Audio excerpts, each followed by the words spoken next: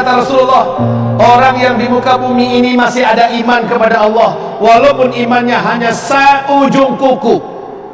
Orang ini hanya kenal dengan Allah dan percaya Allah ada dan pandai melafazkan kalimat Allah, dia akan didatangi oleh angin lembut ini. Walaupun dia di gunung, kata Rasul, walaupun dia di dalam gua, walaupun dia ada di pulau, dimanapun orang itu berada, angin ini akan sampai kepadanya. Saat terhirup olehnya angin itu, saat angin tersebut menyentuhnya, dia meninggal di tempat. Serentak satu muka bumi, orang Islam, umat Nabi Muhammad meninggal dunia. Habis sehabis-habisnya orang Islam. Paham? Sekarang kita baru mengerti, ternyata umat Nabi serentak Allah wafatkan. Jadi nggak nunggu yang paling terakhir satu orang baru 40 tahun lagi. Tidak, tapi Allah wafatkan serentak. Ini dari tanda besar kiamat yang ke-7. Kaum muslimin hamba-hamba Allah. Nah, dari Nabi diutus sampai wafatnya serentak umat Islam di muka bumi, paling lama di dalam hadis Abu Daud, hadis yang dhaif ini, hanya masanya 1,5 hari atau 1.500 tahun. Sementara kita sekarang sudah 1.437 dalam catatan Hijriah.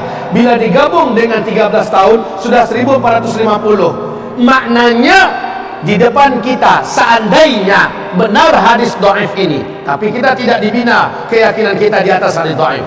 Seandainya ini benar, berarti di depan kita hanya 50 tahun lagi orang Islam adanya. Wallahu a'lam, apakah dalam 50 tahun ke depan itu benar terjadi atau lebih cepat daripada itu? Allah alam, kita serahkan ilmunya kepada Allah Subhanahu wa taala. Selanjutnya kaum muslimin, selesai. Tanda besar kiamat yang ke-8, 9, 10 ini hanya orang-orang kafir saja akan menyaksikan.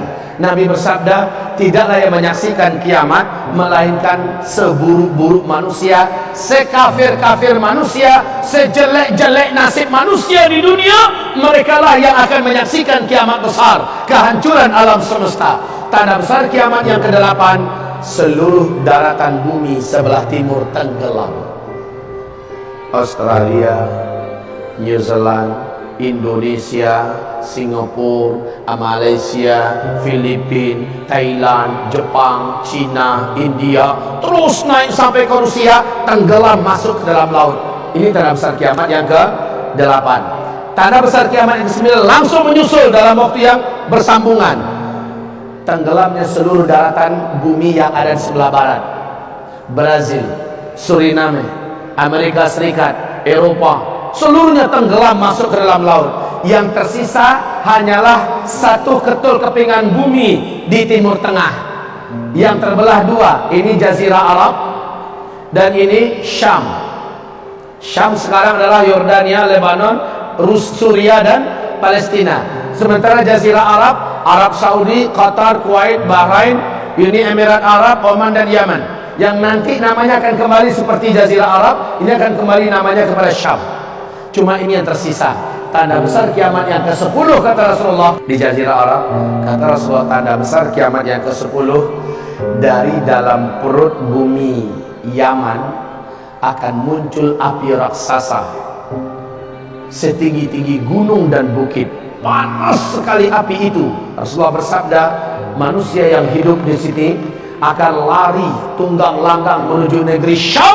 Saat mereka sudah berkumpul di negeri Syam, seluruhnya sudah kumpul di sini, malaikat Israfil meniup sangkakala kiamat yang pertama.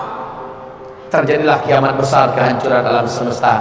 Untuk Bapak ketahui semua, Pak, di Yaman hari ini sudah ada sebuah informasi yang akurat, pasti.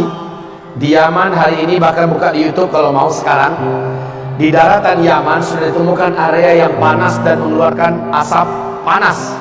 Ketika didekati oleh pakar-pakar dan ahli bumi, ahli tanah mendekat ke sana, ternyata kawasan tersebut sudah ditemukan lubang-lubang dan retakan-retakan tanah. Dari sela-sela lubang itu, Pak, kelihatan ada gelombang tekanan api yang sangat padat di dalam tanah.